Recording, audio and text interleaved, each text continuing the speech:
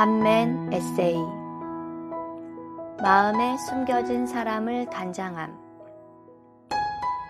학교를 졸업하고 모 대기업에 갓 입사한 그 무렵, 그 당시 미혼 자매들이 많아서인지는 몰라도 저의 의도와 무관하게 결혼 이야기가 거론되었습니다. 마침 지방으로 장가를 가는 한 형제의 결혼식에 참석하려고 미혼 청년들이 전세버스 한 대를 빌렸습니다. 주님의 주권 가운데 약간 관심이 있던 한 자매와 함께 앉게 되었고, 결혼식장 가는 차 안인지라 자연스럽게 결혼 관련 대화를 나누게 되었습니다. 몇 마디를 주고받지도 않은 어느 순간 이 자매는 나하고는 안 맞겠다는 생각이 들었습니다. 개성이 강하고 주관이 뚜렷한 그 자매의 기질이 동생 셋의 시골 출신 부모를 가진 장남인 제 처지에 조금 부담스러웠습니다. 쉽게 말해 이 자매와 결혼하면 피곤하겠다는 생각이 든 것입니다. 그러나 물론 그런 취향의 자매를 선호하는 형제도 있을 것입니다. 아침에 성경 읽기 진도를 따라 아래 말씀을 읽고 묵상하면서 결혼 생활에서 아내와 남편의 처신이 어떠해야 하는지를 주님 앞에서 되새겨 보게 되었습니다. 마찬가지로 아내 여러분, 자기 남편에게 복종하십시오. 그러면 말씀에 불순종하는 남편들일지라도 그들은 말씀이 아닌 아내의 품행을 통해서 얻어질 것입니다. 온유하고 정숙한 영에 썩지 않을 장식으로 마음에 숨겨진 사람을 단장하십시오. 이것은 하나님께서 보시기에 매우 값진 것입니다.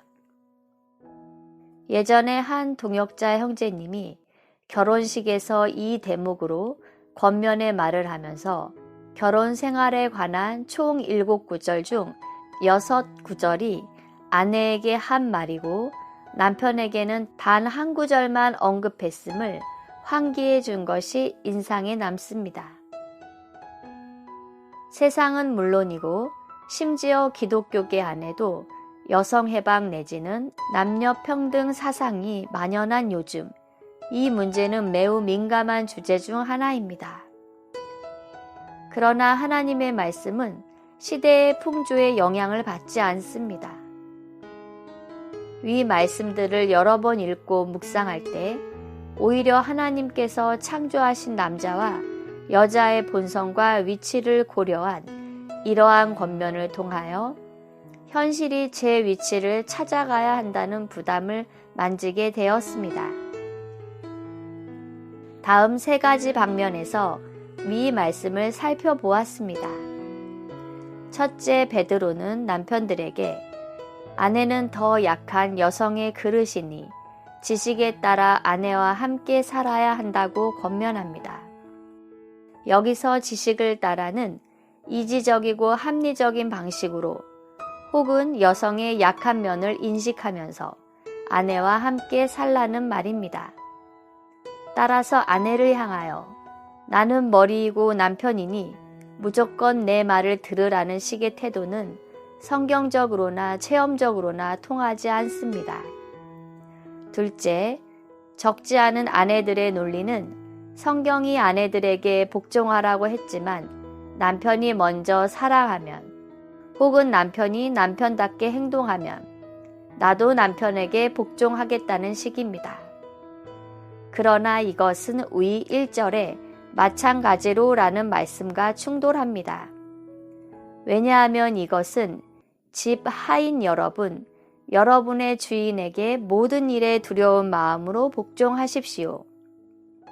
착하고 너그러운 주인에게 뿐 아니라 못된 주인에게도 복종하십시오를 가리키기 때문입니다. 즉, 착하고 날 사랑하는 남편뿐 아니라 못된 남편에게도 복종하라는 것이기 때문입니다. 즉, 아내들이 못된 남편에게도 복종할 때 남편들은 여러분의 순결한 품행을 눈으로 지켜보다가 말씀이 아니라 아내들의 품행을 통해 얻어질 것입니다. 결혼 초기에는 남편과 아내 사이에 소위 기싸움이 있을 수 있고 남편이 아내에게 쥐어 살 수도 있습니다. 이런 상태는 세상, 심지어 교회 생활하는 가정에서도 관찰될 수 있지만 한 가지 분명한 것은 그런 가정에는 영적인 축복은 없습니다. 따라서 어느 정도의 조정기를 거친 후에는 위 베드로의 권면을 받아들이는 쪽으로 태도를 바꾸는 결단이 필요할 수 있습니다. 사실은 아내된 쪽에서 남편을 향하여 이러한 태도 변화를 갖지 못하면 아래 베드로의 권면의 말씀은 공허한 교리이거나 걸리적거리는 규율에 불과하게 될 것입니다.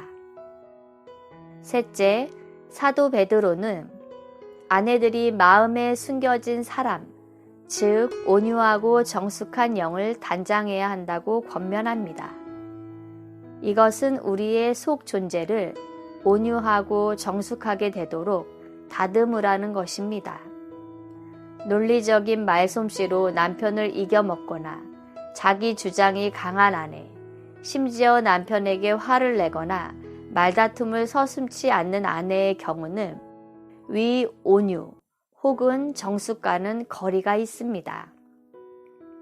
오히려 틀린 것으로 억지를 부리는 남편에게 함께 틀려주거나 시간이 어느 정도 지난 후에 순복의 영으로 지혜롭게 조언을 하는 아내가 위 말씀에 가까울 것입니다. 지금이 어느 시대인데 이런 고리타분한 훈계를 하고 있느냐고 생각한다면 이미 그 생각은 충분히 거역적이며 세상의 하락에 영향받은 것입니다. 베드로는 이전에 하나님께 소망을 두고 살던 거룩한 여인들도 이렇게 자신을 단장하고 자기 남편에게 복종했다. 선을 행하고 어떤 무서운 일도 두려워하지 않는다면 사라의 딸이라고 말씀합니다.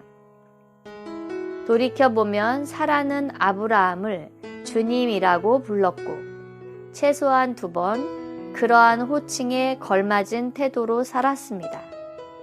먼저는 아브라함이 이집트에 갔을 때 자기 목숨을 유지하려고 아내인 사레에게 누이라고 거짓말하게 시킨 것입니다. 이때 사레는 파라오의 집으로 데려감을 당해도 말없이 순종했지만 여호와께서 급히 개입하셔서 파라오의 집에 역병을 내리심으로 위기에서 벗어났습니다. 그 후 그랄 왕 아비멜렉과의 관계에서 유사한 일이 일어났을 때도 사라는 복종했고 그 밤에 하나님이 아비멜렉에게 현몽하여 그가 남의 아내이다라고 말씀하심으로 아슬아슬한 상황이 종결되었습니다. 요즘 말로 하자면 이런 못된 남편 아브라함이 행한 것을 생각하면 사라는 이혼을 했어도 10번은 더 해야 했지만 그 둘이 이혼했다는 기록은 성경에 없습니다. 한 번은 제가 있는 교회에 2분의 동역자 부부가 방문한 적이 있습니다. 만찬 집회 후에 처음 오신 분들을 소개하는 시간이 있었는데 그중 한 자매님이 아무개 형제 아내입니다 라고 자신을 소개했습니다. 그러자 한 형제님이 웃으면서 자매님 성함이 무엇입니까? 라고 묻자 그 자매님은 거듭 아무개 형제 아내입니다 라고 하더니 웃으면서 뭐뭐 자매입니다 라고 소개했습니다. 저는 이때 80세가 다 되어가는 백인 자매님이 여전히 머리인 남편 아래의 위치에 서 있는 모습을 보았습니다. 이처럼 성경에나 우리 중에나 본이 없는 것이 아닙니다. 이런 글을 쓰면서 미혼 자매님들을 포함한 아내된 자매님들이 마음에 숨겨진 사람을 단장하라는 위 사도 베드로의 권면을 받을 수 있다면 하나님의 가정들에게 큰 축복의 통로가 될 수 있겠다는 소망을 품어봅니다. 오 주님, 우리가 모두 이 말씀을 받도록 도우소서. 그리하여 모든 가정 안에서 당신의 합당한 간증을 얻으소서. 아멘.